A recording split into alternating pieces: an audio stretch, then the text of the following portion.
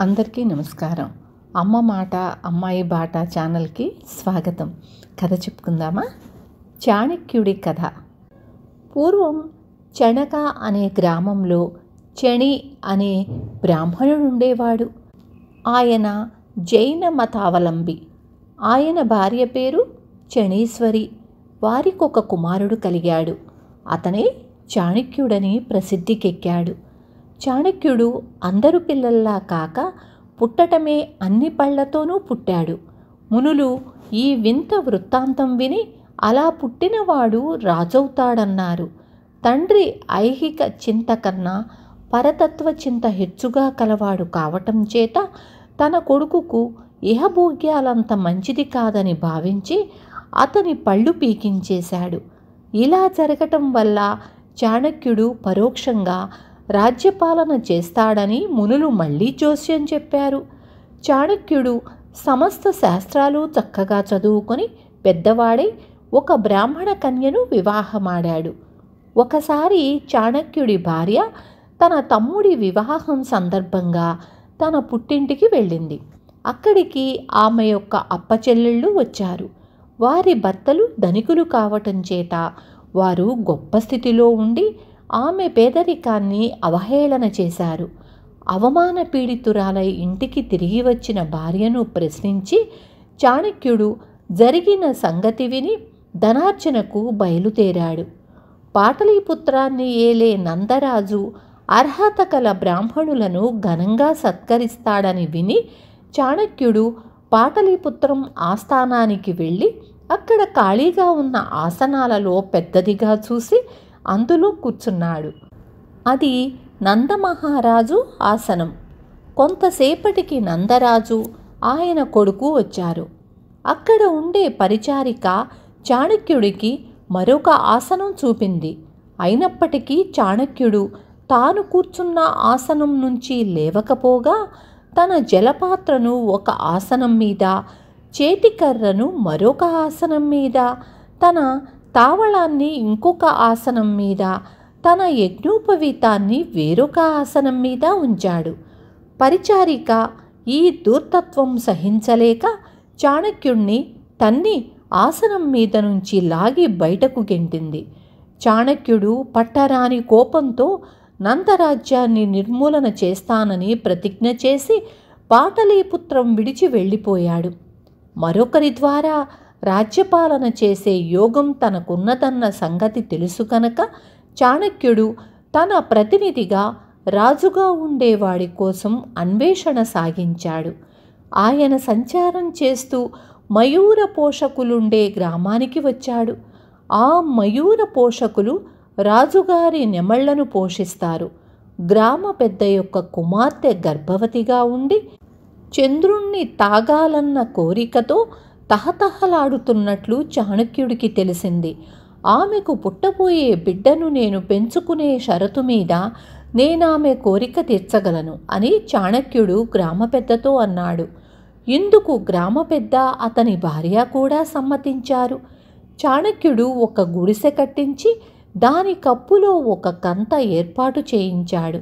రాత్రివేళ చంద్రకిరణాలు పడే చోట పాలగిన్నె ఉంచి గర్భవతిని గుడిసెలోకి తీసుకుపోయి అదుగో చంద్రుడు, దాన్ని తాగేయి అన్నాడు.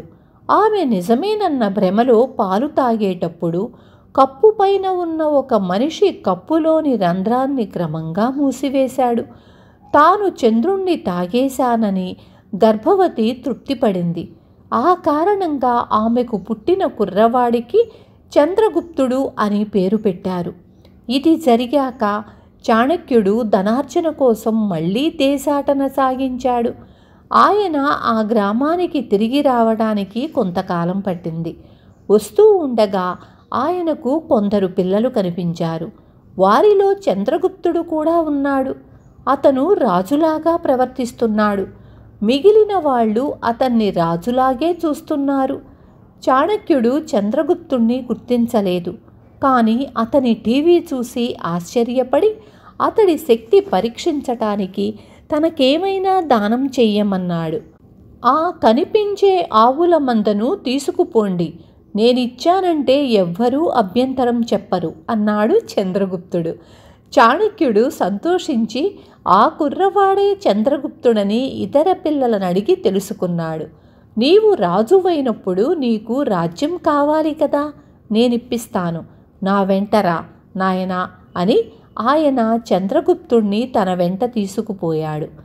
తాను సంపాదించిన ధనంతో చాణక్యుడు సైనిక మూకనొకదాన్ని పోగు చేసి పాటలీపుత్రాన్ని ముట్టడించాడు. బలమైన శత్రుసేనలు చాణక్యుడి సేనను అవలీలగా చిత్తు చేసి పారేశాయి. చాణక్యుడు చంద్రగుప్తుడు ప్రాణాలతో పారిపోసాగారు. నందుడి సైనికులు వారిని తరుముకొచ్చారు. చాణక్యుడు చంద్రగుప్తుడు ఒక సరస్సు వద్దకు చేరుకునేసరికి వారిని తరుముకొచ్చే సైనికులలో ఒకడు దగ్గరపడ్డాడు. అప్పుడు చాణక్యుడు ఒక యుక్తి పన్నాడు. తాను తపస్విలాగా సరస్సు ఒడ్డున కూర్చొని చంద్రగుప్తుణ్ణి నీటిలోకి దిగమన్నాడు. అశ్వకుడు చాణక్యుడున్న చోటికి వచ్చి ఇటుగా ఎవరన్నా పరిగెత్తుకుంటూ వచ్చారా అని అడిగాడు. చాణక్యుడు నీటిలో ఉన్న చంద్రగుప్తుడికేసి చూపాడు. వెంటనే సైనికుడు గుర్రం దిగి తన కత్తి పక్కన పెట్టి నీటిలో దిగటానికి కవచం విప్పసాగాడు. ఆ క్షణంలో చాణక్యుడు లేచి సైనికుడి కత్తి తీసి వాడి కంఠం తెగవేశాడు. తరువాత చాణక్యుడు చంద్రగుప్తుడు ఆ సైనికుడి గుర్రం మీద ఎక్కి పలాయనం సాగించారు. అప్పుడు చాణక్యుడు చంద్రగుప్తుణ్ణి, ఆ సైనికుడు నీటిలో ఉన్న నిన్ను చూసినప్పుడు నీకేమనిపించింది అని అడిగాడు. కర్తవ్యం గురువుగారికే తెలుసు అనుకున్నాను అన్నాడు చంద్రగుప్తుడు. దీనిని బట్టి చంద్రగుప్తుడు రాజై తాను మంత్రి అయినప్పటికీ అతను తనకు విధేయుడై ఉండగలడని చాణక్యుడు గ్రహించాడు. ఇంతలో మరొక అశ్వకుడు వారిని తరుముతూ వచ్చాడు. చాణక్యుడు వాణ్ణి కూడా యుక్తితో చంపేశాడు. ఈసారి ఆయన బట్టలు ఉతికే చాకలినొకణ్ణి, రాజుగారు మీ చాకలి వాళ్ల మీద అలిగి నిన్ను పట్టుకోవటానికి సైనికుణ్ణి పంపుతున్నారు అని భయం పెట్టి చాకిరేవు నుంచి పంపేసి వాడి స్థానం తాను ఆక్రమించి చంద్రగుప్తుణ్ణి నీటిలోకి పంపాడు. రెండవ అశ్వకుడు చచ్చాక ఇద్దరూ పలాయనం సాగించారు. తిండికి మాడుతూ వారిద్దరూ ఆ సాయంకాలం ఒక గ్రామం చేరారు. ఎవరు తిండి పెడతారని చూస్తూ గ్రామంలో నడుస్తూ ఉండగా ఒక ఇంట వారికొక విషయం గోచరమయ్యింది. ఒక బీదది వయసు మళ్ళినది తన పిల్లల కోసం వంట చేసి కంచాలలో వడ్డించింది. ఒక కుర్రవాడు ఆత్రంగా అన్నంలో చెయ్యి పెట్టేసరికి చెయ్యి చురుక్కుమన్నది. అది చూసి తల్లి, ఏమిరా, నీవు చాణక్యుడిలాగానే మందమతిలాగున్నావే అన్నది. ముక్కు మొహము ఎరుగని ఆ పేద స్త్రీ తనని అంత మాట అన్నందుకు ఆశ్చర్యపడి చాణక్యుడు ఆ ఇంటిలో ప్రవేశించి ఆమె అలా అనటానికి కారణం అడిగాడు. ఒక చివర మంచి చల్లబడిన అన్నం తింటూ రాక వీడు కంచం మధ్యనే చెయ్యి పెట్టి కాల్చుకున్నాడు. నాయనా, చాణక్యుడు లాంటి బుద్ధి తక్కువ పనే కదా చేశాడు వీడు. పరిసరాలు జయించుకుంటూ పోక ఏకంగా రాజధానినే ముట్టడించాడు అన్నది పేదరాలు. ఇది చాణక్యుడికి మంచి గుణపాఠమయ్యింది. ఆయన వెంటనే హిమవత్కూటానికి వెళ్ళి ఆ రాజ్యాన్ని ఏలే పర్వతకుడనే రాజుతో ఒక ఒడంబడిక చేసుకున్నాడు. దాని ప్రకారం పర్వతకుడు నందరాజును జయించటానికి చాణక్యుడికి సహాయపడాలి. అందుకుగాను అతను నందుడు ఓడినాక ఆ రాజ్యంలో సగం పొందుతాడు. ఈ ఒప్పందం ప్రకారం చాణక్యుడు పర్వతకుడు ఏకమై పాటలీపుత్ర పరిసర ప్రాంతాలన్నీ జయించసాగారు. ఒక నగరం వారికి లొంగక బలంగా నిలబడింది. దాన్ని జయించే మార్గం తోచక చాణక్యుడు ఒక త్రిదండి సన్యాసి వేషం ధరించి నగరం ప్రవేశించాడు. నగరంలో సప్తమాతృకాలయం అని ఉంది. ఆ ఆలయంలో ఉండే 7 దేవతలు ఆ నగరాన్ని కాపాడతారని అక్కడి ప్రజల విశ్వాసం. శత్రువుల ముట్టడితో విసిగి వేసారి ఉన్న పౌరులు కొందరు సన్యాసి వేషంలో ఉన్న చాణక్యుణ్ణి చూసి, స్వామి, ఈ ముట్టడి ఎప్పటికి అంతమవుతుంది అని అడిగారు. నాయనలారా, సప్తమాతృకలు ఆలయాన్ని విడిచిపెడితే కానీ ఈ ముట్టడి పోదు అని చాణక్యుడు వారితో చెప్పాడు.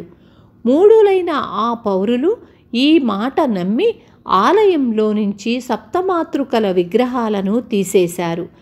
చంద్రగుప్తుడికి, పర్వతుడికి చాణక్యుడి సంకేతం అందింది. వారు ముట్టడి ఎత్తేసి వెళ్ళిపోతున్నట్లుగా కొంత దూరం సైన్యాలను తీసుకుపోయారు. నగరవాసులు ముట్టడి తొలగినందుకు పరమానందం చెంది ఉత్సాహంలో మునిగి తేలుతున్న సమయంలో సేనలు ఆకస్మికంగా వచ్చిపడి నగరాన్ని వశపరుచుకున్నారు. చాణక్యుడు పాటలీపుత్రంపైకి వెళ్ళాడు. ఈసారి జరిగిన యుద్ధంలో నందుడు ఓడి చాణక్యుడికి లొంగిపోయాడు. చాణక్యుడు నందుణ్ణి ప్రాణాలతో వదిలిపెడుతూ, నీవు దేశం విడిచి వెళ్ళు, ఒక్క రథంలో తీసుకుపోగలిగినంత సంపదను నీ వెంట తీసుకుపోవచ్చు అన్నాడు. ఆ ప్రకారమే నందుడు రథం మీద తన 2 భార్యలను, తన కుమార్తె అయిన దుర్ధరను ఎక్కించుకొని అమూల్యమైన నగలు అవి వెంట పెట్టుకుని బయలుదేరాడు. దారిలో వారికి చంద్రగుప్తుడు రథమెక్కి వస్తూ ఎదురయ్యాడు.